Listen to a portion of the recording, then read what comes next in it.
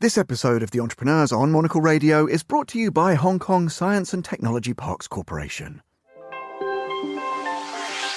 As the city's leading global innovation and technology ecosystem, HKSTP is a hub of innovation with worldwide impact.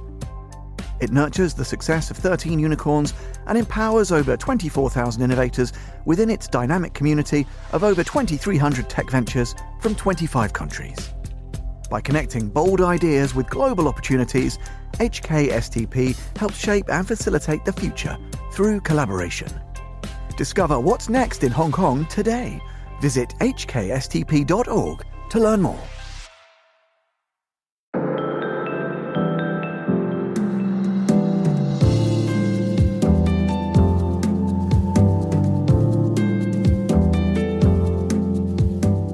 Hello and welcome to The Entrepreneurs on Monocle Radio, the show all about inspiring people, innovative companies and fresh ideas in global business. Today's programme is a sunny, French-flavoured affair. First, we'll hit the waves of the country's Atlantic coast. We have really good surf spots in Anglet, also really good riders around, competitors that can provide high-quality feedback on the product. Then, Fernando Augusto Pacheco will join me in the studio to tell us about his recent Parisian adventures. He's here right now. Fernando, what have you been up to? Hello, Ton. I've been up to a lot, including a wonderful meeting with Paris' top facialist, Sophie Carbonari. We'll discuss skincare and why organic growth is the best way. Sunny indeed, and it sounds like a bright idea. More from Faye later on this edition of The Entrepreneurs with me, Tom Edwards.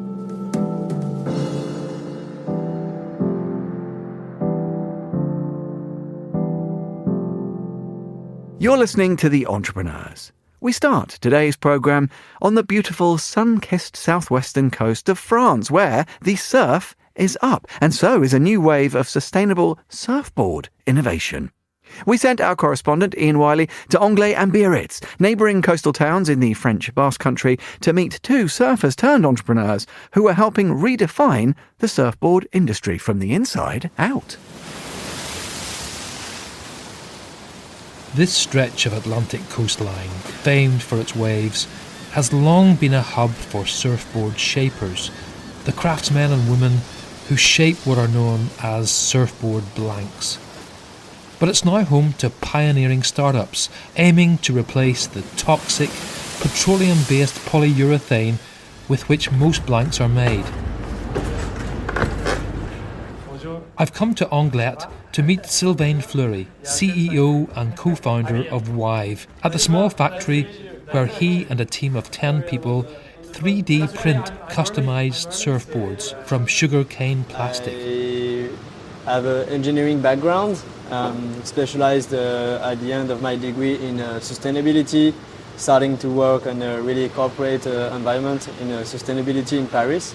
And I was a passionate surfers and board sport passionate, and was going to surf every weekend in Brittany when I was in Paris with my now co-founder Leo, who is a long-time friend, and we used to break at least one board each weekend and spend all of our first salary on the repairs and on new boards.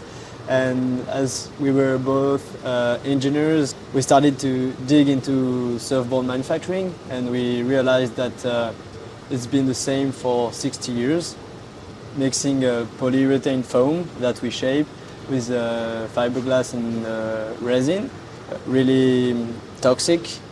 We became kind of a surfboard geek at this point and wanted to rethink surfboard manufacturing, to implement more durability, more sustainability in terms of materials, and also higher performance with a really scientific approach. So with 3D printing, it offers a wide range of materials. So the core inside the board is 100% bio-based, made out of PLA we use, so it's sugarcane plastic with no petrochemical inside. And so it enables to cut the CO2 emission by 40% in manufacturing. And then if the board lasts longer, and you cut even more. When you have a foam blank, it's just foam, it's homogeneous, and it's kind of the same properties in the nose, in the tail, in the middle. With our pattern, you can really play on the pattern itself. With the hexagon, we have like a different size of hexagon, some reinforcement at some spots, and really adapt the board to the surfer, to the type of wave they're gonna ride. So yeah, here we are in the 3D printing room. So what you see here is 10 large-scale 3D printing machines. How long does it take to make typically one board? Yeah, the 3D printing takes a kind of long time, like 25 hours. Okay. So it's gonna run during the night, running all day. And then we do the glassing. So on our side, we use fiberglass and a bio-based epoxy resin. And this takes several steps, between like 7-8 hours to do. But you have to let it dry in between some steps. So it takes a few days to do the glassing. Along the way, we realized what we are really expert on is the mechanics inside the board. The outside shape of the board is really worked by a shaper, and it's kind of their work, and they have been like improving it for 60 years. So now we are partner with these shapers that have big impact in the industry. And so with this kind of partnership, we feel really welcomed by the community, because it's part of the tradition with innovation and push the limits of the performance forward. I can remember the first time Johnny Cabianca, the first shaper we work with, is the shaper for really good surfers, for Gabriel Medina, who is 3 times world champion. So like really good shapers with a lot of experience. And first time he came to our workshop, saw what we were doing, saw the precision of the machine, the end product, which was already pretty good at this time, and saw the whole potential, wanted to collaborate and do some prototypes together. I think we really felt we were kind of touching something. In Anglet, around our area here, for like 1 kilometer from here, there are maybe 10 shapers, some really like artist shapers, some high-level shapers, some longboard shapers. There are also people working on new materials. We have our friends from Notox working on cork boards. Other people from Canoa around with new composite material that is more bio-based as well. There is a small ecosystem. We know each other. We work together whenever we can, because we all share the same vision of making high performance and sustainable products. Yeah. So this part is confidential. Okay. Because it's part of our patent. Sure. Once we put fiberglass and epoxy resin, then there is a final step that we call the hot coat with only resin that makes the board waterproof. I guess having all these surfing beaches nearby is pretty handy to test the boards. Yeah, for sure. We have the really good surf spots in Anglet, also really good riders around, competitors that can provide high quality feedback on the product. So yeah, that's a huge opportunity, and we are happy to be here next to the beach.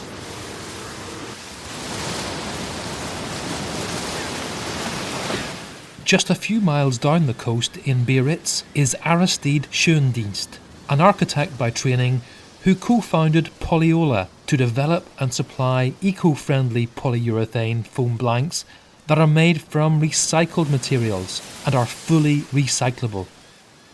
For the last 70 years, they have been largely built from polyurethane foam, polyester resin and fiberglass. terrific materials to work with because you can really shape each board in the desired shape, but very bad for the environment. So polyurethane foams and polyester resins are fossil fuel based. The extraction from the environment is very toxic, and so this was one of the driving forces that we wanted to change. A surfboard always starts with a foam core, the so-called surfboard blank. And that comes in all sizes from 5'10" to 11 foot. I think that there are less than 10 foam manufacturers worldwide, but I would say there are more than 10,000 surfboard manufacturers probably. We were able to develop a foam that is made from 2/3 recycled material and that produces about 73% less CO2 emissions compared to traditional PU foam, and is equivalent in, or if not even exceeds in certain aspects, the performance of traditional PU foam. We founded the company in Biarritz, France. Then we started to work with 2 different companies in Germany on the chemistry side and with a small blank manufacturer in Spain. So it's been really like an European project, you could say. And then we finally, at the end of last year, started to work with Arctic Foam, one of the leading surfboard blank manufacturers that is based in California, and that gives us basically access to a global audience. Moving to France, to Biarritz, has been super important for us in order to set up the company, but also because it is very much the heart of the European surfboard industry. So from Biarritz to Osegor, which is like about 30 kilometers, there's a lot of really good waves, and most of the board building goes on in that area, then going over into the Basque Country in Spain. Our philosophy has always been to develop materials that could be used by everyone in the industry. So we never wanted to make a surfboard company, but be a supplier of materials to many, many different companies, right? And therefore Biarritz has been, and that whole area has been fantastic because the density of manufacturers is so big there. So it was really easy for us to reach out to many different companies and shapers, especially in the early stages. And also we had a lot of support from the region and from the government. So all of that has been key and really great. For Monocle, on the beaches of southwest France, I'm Ian Wiley. My thanks to Ian Wiley for that report. You're listening to The Entrepreneurs.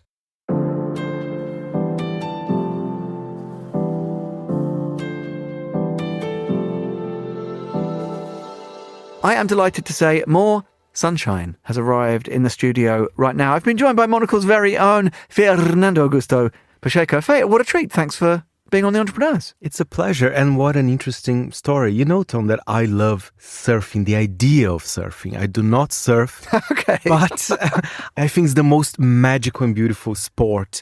There's something quite special about it. I do know what you mean. Why would you not take to the waves yourself? Is it, as it is in my case, Fe, sheer naked terror?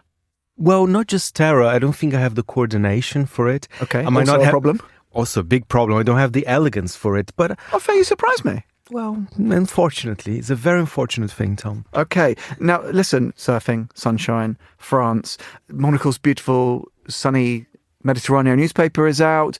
We've been, obviously, on the road in all sorts of sun-kissed climes as well. Tell us a bit about why this is such a lovely time of year for sunshine lovers like yourself, Fernando. It is indeed. It is my favorite season. Of course, we have the Mediterranean paper out, full of sunny stories, Tom. And talking about sunny as well, I think we need to take care of our skins in the summer. Even I have to admit, I'll tell you a secret. 10 years ago, I did not wear that much SPF. I was kind of against. I was born in the 70s in a way. I did change. I'm getting older. So, things start appearing in the skin here and there. But that's why I wanted to meet Paris top facialist Sophie Carbonari. When I was planning the Parisian trip, she was always the top of my list. Tom, basically, not just a celebrity. I think she's quite interesting. She has kind of innovative ways to do a facial, and she started a skincare line as well. She was such a delight to talk. She gave us some tips as well on how to protect her skin in the summer. How's your skincare regime, Tom? Pared back? Which is fine. Fair enough. Is that good? Well, you tell me. You can see the results right here. Luckily, our listeners can't. I think excessive products on the face, I think even the top facialists and aestheticians, they would agree that perhaps that's not also a good thing. The natural look.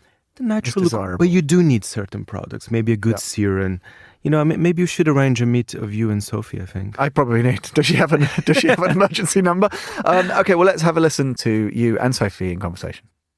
So it started in really early age. So I have the chance to grow up in a really house where my mom and my father was taking really care of themselves, in a really ritual way. So, take it like self-care, skincare. The moment then when you go and you enter into the bathroom was really one ritual that I was obsessed with, because I could watch my dad shaving for minutes, and I didn't it was so hypnotic to me.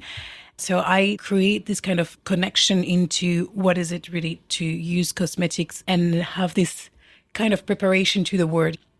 And then when I was turning 8, I was a kind of hyperactive child. Wow. Yeah, so I was a hyperactive child because I'm a dyslexic person. So, I was like, and my mom, she was like, okay, so I have to find something that she can be focused on. And then so she find this, when I was doing fake facials to her or extraction to her or fakely doing her hair in front of the TV or anything, I was really focused on, and I could do that for hours. So then I loved it, and then it was my thing. And when I turned 15, it was time for me to have a choice about in France, it's really in early age, and you have to do a choice about your career, whether you go professional, whether you continue to do study.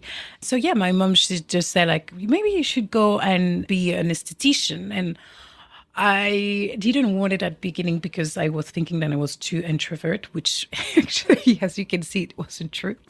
But then, yeah, and I embraced that career since then. And it's been 18 years that I work and 20 years that I start into this industry now. So, is it true that one of your starts was actually in London?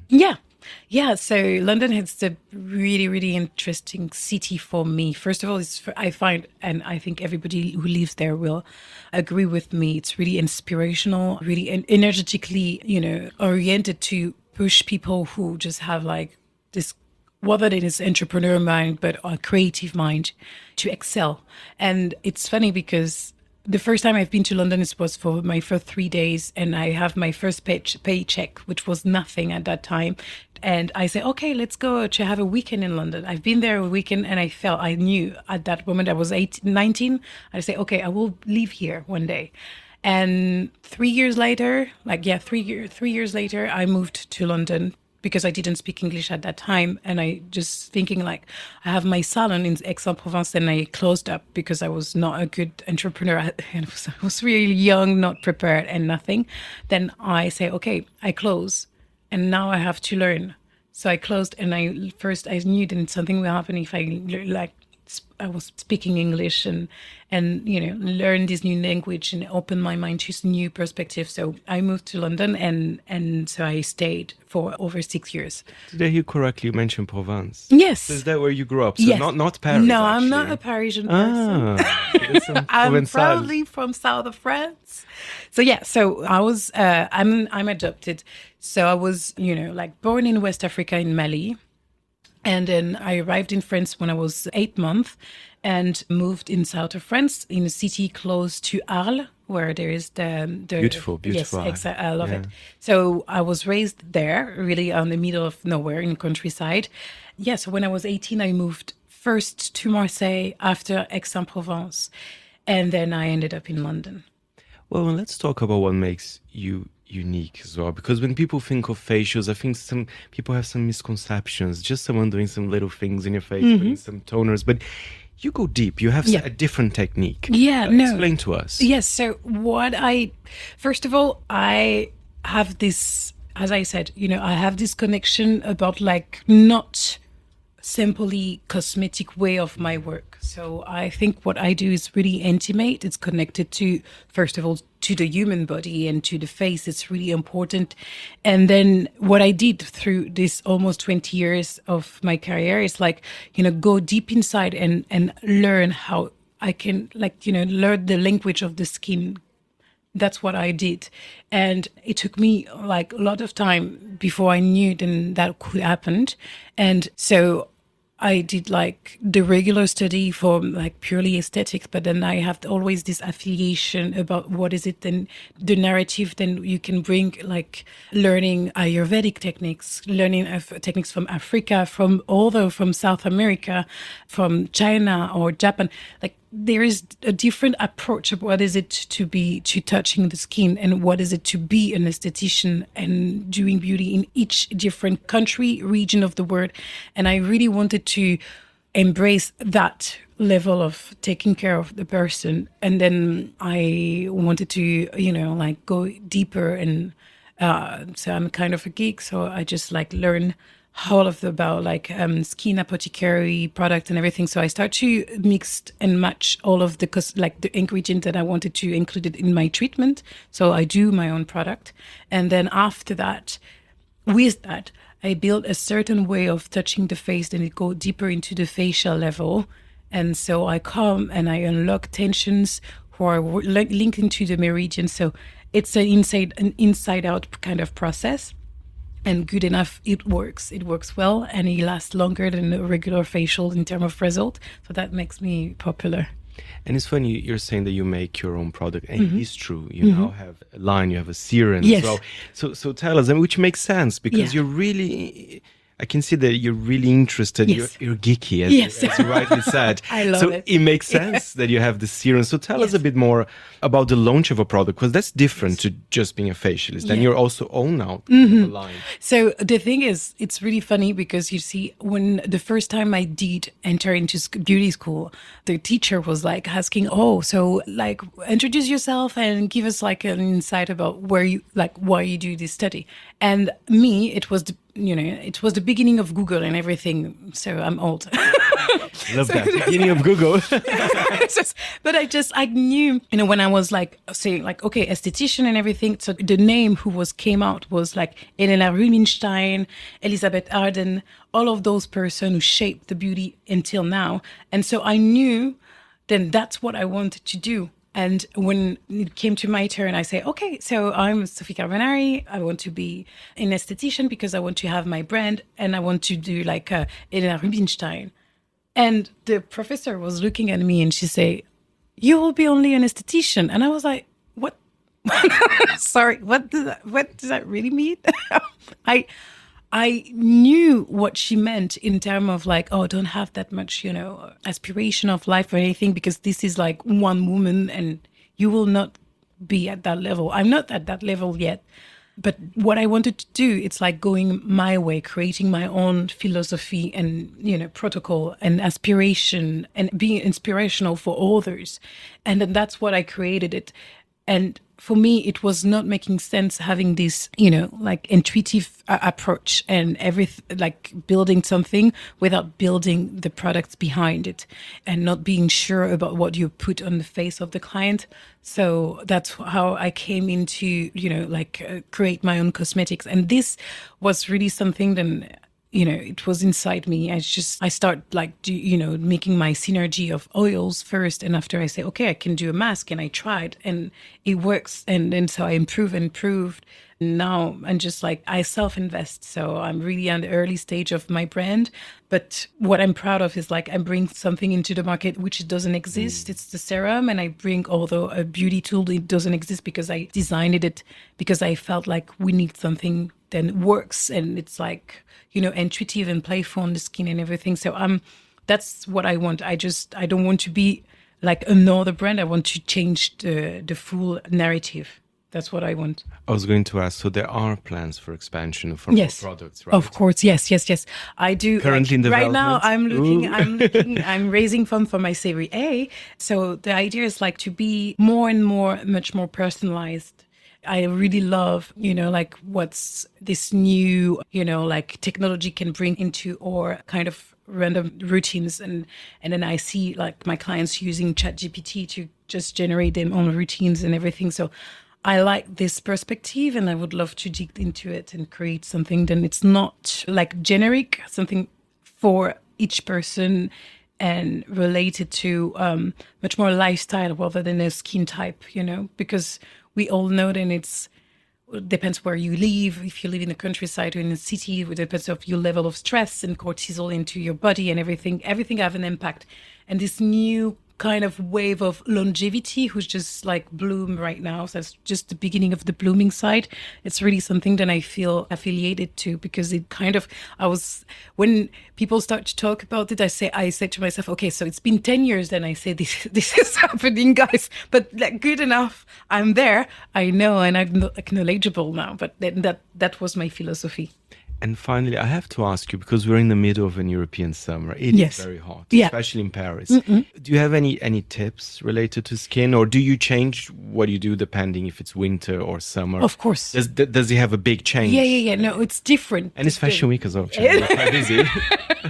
Yes. So no, actually, everything changed in terms of like the temperature, because like it does have an impact into your full system, and whether then you live into a city or if you live on the countryside or by the sea, everything have to be adaptable. One key thing is like you have to, it looks stupid to say it, but it's true. You have to keep your skin cool, like using mineral water spray, all those kind of things, just to refresh your skin and to keep the temperature of your skin under 37. Because the question is like, it doesn't have an impact in your melanin on the cells of your skin, and that can create a degenerative impact, such like pigmentations or like acne or those kind of things. So keep your skin fresh. Taking care of your sleep is really important. Even if we sleep less because of the light, we have to take care of your sleep because of the health of our microbiome. It's really important. Wearing SPF, obviously, double cleans, because more than ever with the heat and the warmness and the humidity in the air, we have the pollution who just stays stuck on the top of the skin. Seasons have an impact on skin, so we have to readapt and regulate everything. I struggle with SPF. I know. It's horrible to say this in front of you. I understand. But I have oily skin. I know. It's so difficult. I know. Can you make an SPF? I will. I wish I could do. I wish I could launch every product that I have in mind that will arrive, obviously. So I will say, I understand when you have oily skin, SPF is difficult. So there is two brands that I love for oily skin. So one, it's a Korean brand called Benton, and which it's like something that you can find on Amazon. It's FPS 50+++. It does protect for blue light too. It's really good, and it's based. You have two different ones. It's the one with Centilla asiatica inside, which is anti-inflammatory and prevent for acne, and it doesn't clog your pores, and the texture is really thin, and doesn't get this white weird spectrum on the top of your face. The second one, then I'm just starting to use since 2 weeks, 1.5 weeks, is the ordinary one, the SPF 45. Really light, doesn't leave any white shade on the top of your face, and doesn't clog your pores, and really thin, and doesn't give you oily type skin or anything. So those two I love so far. There is Lancaster, but Lancaster leaves a little bit of whiteness, so I will not recommend. But those two are really good. That was Sophie Carbonari, the world-renowned founder of her eponymous skincare line. You can find out more by heading to sophiecarbonari.com.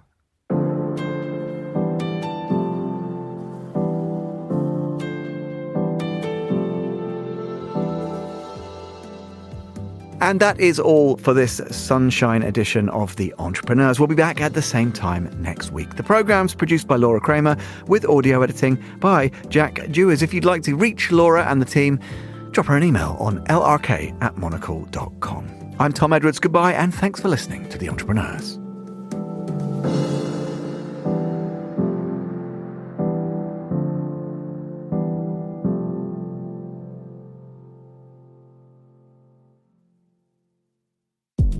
Are you building something better?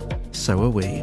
This September, Monocle's Quality of Life Conference brings together founders, creatives and change makers for 3 days of smart conversation, big ideas and generous hospitality. From the future of cities to people-first leadership, we'll explore what it means to build with purpose and live well. Find out more and book your seat at monocle.com/conference.